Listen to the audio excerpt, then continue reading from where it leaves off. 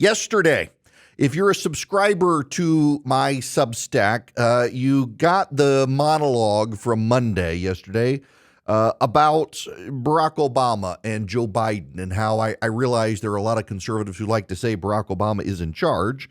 The reality, however, is that he is not. And if you believed he was in charge, you now have to go through some level of apologetics and cult-like discernment to determine why it is he is now sparking a coup against the president of the United States when he's been in charge the whole time and he should be able to manage it, et cetera, et cetera, et cetera. If, however, you are someone who listened to me and understood I knew what I'm talking about, you don't have to be surprised at this at all. Barack Obama wants to win. Joe Biden can't win, and the Democrats are now having a moment. We absolutely have to start here. But here's the thing, and this all goes back to the Clooney op-ed in the New York Times yesterday. Here's the thing. I want you to remember how all of us saw the video of Barack Obama leading Joe Biden off the stage at the George Clooney fundraiser. The video came not from a partisan. It came from an entertainment reporter who was there. All of us saw it. Not only did we see it and note what happened, that Barack Obama was having to lead him, but the media then rebutted it. The media rebutted it. Reporters rebutted it with a Joe Biden supporter at another angle, and the video was cut off so you didn't actually see Obama leading him off the stage. And he said, oh, well, now, this shows that's not true. It's another cheap fake. No, it was real the whole time. It was reporters, though, who started pushing that Democrats' edited video. Republicans were the ones pushing the unedited video. And now it turns out everyone who was there also saw the same thing. Barack Obama's former speechwriters, John Favreau, he is not the John Favreau of Iron Man and stuff like that, same name. This guy, younger guy, very progressive, lives in L.A., was at the fundraiser, was on with Dana Bash on CNN, she and David Axelrod, talking about what he saw at the event. Of us who were at the fundraiser, I was there. Clooney was exactly right. And every single person I talked to at the fundraiser thought the same thing, except for the people working for Joe Biden, or at least they didn't say that. But I remember my wife, Emily, turned to me after the fundraiser and said, what are we going to do? And I said, well, there's a debate in a week. Either he'll do well in the debate and we'll think, well, he was just tired because he flew all the way back from Europe and that'll be that. Or he'll be like this at the debate and then the whole country will be talking about it. And so here we are. Wait. We were assured that was, and you said nothing at the time. All this circling the flag stuff, all of this protection. Now Chuck Todd has come out from NBC. Chuck Todd, I gotta say, I think his network has been one of the ones working pretty hard to claim that what we were all seeing wasn't actually so. And this is Chuck Todd now. Listen to the timeline on what he's saying. Going to out the cabinet secretary. Right. But I had a cabinet secretary 2 years ago. Right. Okay. 2 years ago. All out of the blue asked me, do you really think he can't run again like this? And I said, well, you have more interaction with him than I do. And they said, I don't have a lot of interaction with him. This is a pretty senior cabinet secretary. So, and this was 2 years ago. 2 years ago. 2 years ago. Funny now how this is all just starting to come out, the cavalcade here. And what's happening is everybody's now pointing their finger at Barack Obama, that Barack Obama is the one leading this coup and using George Clooney to do it. Clooney, in his op-ed in the New York Times, said the Joe Biden of today, or the Joe Biden of that fundraiser, was the Joe Biden of the debate stage, and that's not the Joe Biden of 2016, let alone the Joe Biden of 2020. So in his op-ed, calling for Joe Biden to get out of the race. George Clooney is now saying that a month ago when conservatives were saying something's not right here, and the reporters, not just the Democrats, the reporters were saying, y'all are taking this out of context and misinterpreting it. George Clooney is now admitting, just as John Favreau is, no, actually, turns out the conservatives were right. They weren't lying. Joe Biden, we tried to cover it up, and now everybody can see it. The emperor does have no clothes.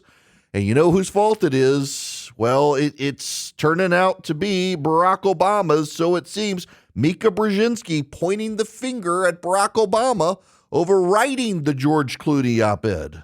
Yeah, This wasn't George Clooney. What do you mean? It just wasn't. Come on. What? Who do you think it was? Matt Damon? It was not Matt Damon. Who do you think it was? It wasn't Julia Roberts either. Who do you think it was? You can say the name. You won't melt. It's not Voldemort. Are you saying you think Barack Obama put him up to this? I think that Barack Obama has a lot of influence, and I think that there's a lot there. There's a lot there. There's a lot there. There is a lot there, Willie. I'll tell you, there are two people in this picture, and one has had a presidency that was absolutely, undeniably historic. Yeah. Well, I think you have two people that had extraordinarily I'm sorry. presidencies. Historic in terms of legislative accomplishments. Well, like you say, and They're both historic. And they're both historic. And Barack Obama, For sure. Affordable Care Act, not George Clooney. He probably said it too, Willie, but Joe Biden actually whispered that was a big Deal. effing deal. Yes. So they're pointing the finger at him, at Barack Obama. Not only them, though, you've got now Willie Geist also saying that, well, listen to how he phrases Barack Obama's involvement. And by the way, this idea of the new Trump over the last 2 weeks, the new Trump was he disappeared. He stepped off the stage and let Democrats have this fight. And then he showed up again 2 nights ago, and everyone was reminded exactly of who he is. Jackie Alamany, a couple quick notes. Playbook is reporting this morning that George Clooney gave former President Obama a heads up about the op-ed he was going to post in the New York Times. President Obama reportedly, according to Playbook, didn't object. We know there were prominent people in Hollywood who work with the Biden campaign, like Jeffrey Katzenberg, trying to talk George Clooney out of publishing that op-ed. So there's a lot of cross currents there. But Barack Obama did not talk George Clooney out of publishing it. Now, here I got to, assuming you're with me on the truth here, because it is the truth, that Obama has never been the puppet master behind the scenes for Joe Biden. There's a lot of bad blood there. Here's what you need to know. Having John Favreau, his Obama speechwriter, David Axelrod, his strategist, David Plouffe, his campaign manager, and other Obama acolytes come out and lead the charge against Joe Biden is exactly how you do not get Joe Biden out of the race. They want him out of the race, but of course they're too arrogant to understand the strategy they need to deploy moving forward. Here's Chris Matthews making a solid point on, I think this is on Morning Joe as well. Well, I think we have to look at all the facts, and one of the facts is Joe Biden. He's a fact. This guy has earned his way to this position in life, United States president. He got here the long way. In 1972, he ran against Caleb Boggs, a 3-term congressman, a 2-term governor, a 2-term U.S. senator, and he beat him. He beat him well. And he rode around in a car the next day and was celebrated for having pulled that upset because he put out no television in Wilmington or Delaware. He put out literature the weekend before delivered by volunteers, which was a brilliant piece of literature. John Martella did it. He is a politician who's been good at it. He's been reelected every time since then in Delaware with pretty healthy majorities. In life, he lost his wife and he lost his daughter, and he found Jill. Now, who's he going to listen to, Jill or George Clooney?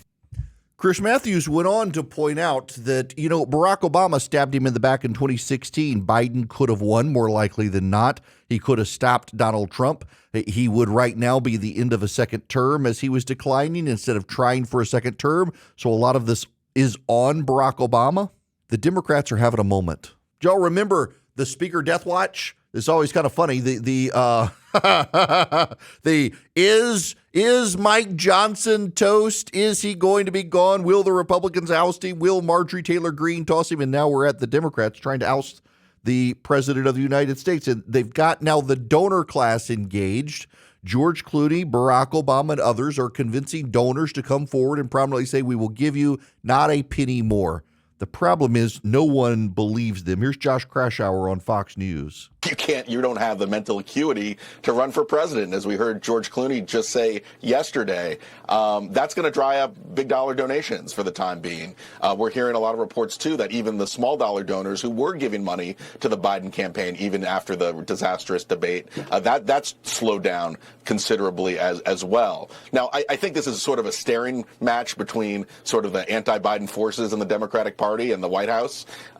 Look, if Biden ends up staying on the ticket, if he's the nominee, I have a hard time believing that donors will stop giving to Biden, that they will only give to other Democrats or down-ballot Democrats. So I think there's a little bit of a staring game going on. I don't think Biden, if he is the nominee, is going to have a whole lot of trouble with fundraising. But the message that's trying to be sent right now is a scare tactic, that if you stick around, we're not going to give you money. It is a scare tactic. And this is Joe from Scranton. He took on Corn Pop. He's not going to be scared of these people. He knows. And as Chris Matthews said, who's he going to listen to? George Clooney or Jill Biden? Is he going to listen to Barack Obama, who didn't want him to run in 2016 and gave us Hillary Clinton, who gave us Donald Trump? Or is he going to listen to Jill Biden, who did want him to run and was convinced to marginalize her husband by the Obama faction? And now they've had a falling out. Barack Obama has never been pulling the strings. He's wished desperately to pull the strings. Now he's trying to get Joe Biden to not run again, which is probably going to make Joe Biden dig in his heels in a murder-suicide pact with the Democrats. And now Jamie Harrison, who is the Democratic Party's chairman, is going on television and making the case there's nothing for you people to do except fall in line.